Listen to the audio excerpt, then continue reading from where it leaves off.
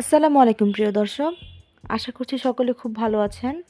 আজকে আমি আপনাদেরকে ফুলকপির পাকোড়া বানিয়ে দেখাবো, যেটা খেতে খুবই সুস্বাদু হয় আর এটা খুবই বেশি মচমচা হয়। তো চলুন কথা না বাড়িয়ে ভিডিওটি শুরু করা যাক। তো প্রথমে আমি একটি বড় সাইজের ফুলকপি নিয়েছি।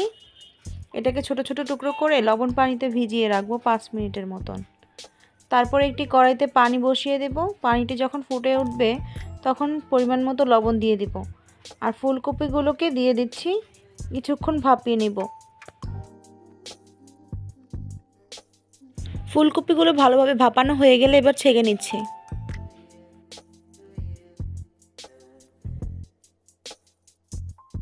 তারপর একটি পাত্রে পরিমাণ মতো চালের গুঁড়া, বেসন, কর্নফ্লাওয়ার, বেকিং পাউডার, লবণ, পেঁয়াজ কুচি, মরিচ কুচি আর ধনিয়া পাতা দিব।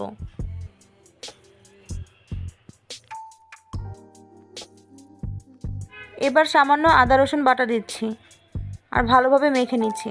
এরপর হলুদ গুঁড়া আর মরিচের গুঁড়া দিয়ে দিব। তারপর আবারও এগুলোকে ভালোভাবে মিশিয়ে নেব।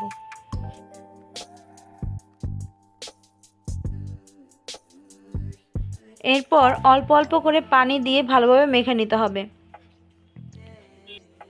একেবারে বেশি করে পানি দেওয়া যাবে না, অল্প অল্প করে দিয়ে এটা ভালোভাবে মেখে নিব। এটার ঘনত্বটা এমন হবে।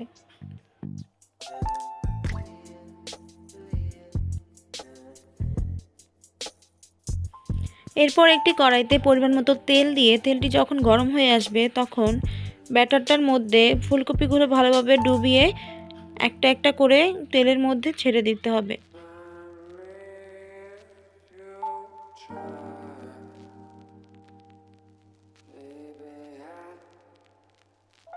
ভালো করে এপিট ওপিট লালচে লালচে করে ভেজে নিতে হবে। যখন গোল্ডেন ব্রাউন কালার চলে আসবে তখন উঠিয়ে নিব। আর এর মধ্যে তৈরি হয়ে যাবে মুচমুচে ফুলকপির পাকোড়া। আর এই পাকোড়াটা খেতে অনেক বেশি মজা হয়। আশা করছি ভিডিওটি আপনাদের কাছেও ভালো লাগবে।